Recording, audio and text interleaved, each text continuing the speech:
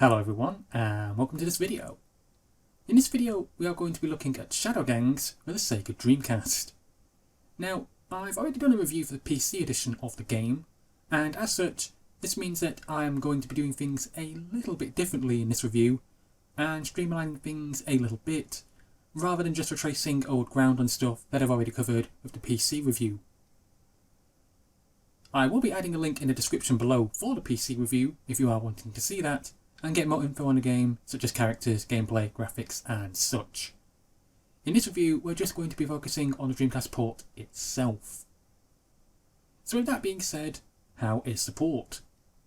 Well, this version that I'm showing you is the digital edition of the game, which is pretty much on par with the PC version, aside from a few fine, minor changes made here and there.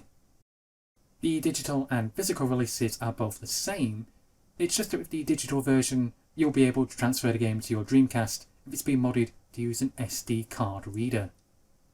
Performance-wise, Shadow Gangs on the Sega Dreamcast performs really well.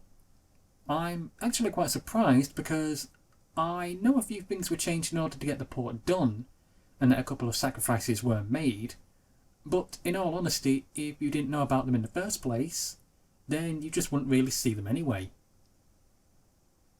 The game is running at a smooth 60 frames per second, and hasn't really suffered from any slowdown at all, from what I can see. It really is one hell of an achievement that the developer has done here, in taking the PC release, and then being able to cram it into the Dreamcast without any real loss in quality.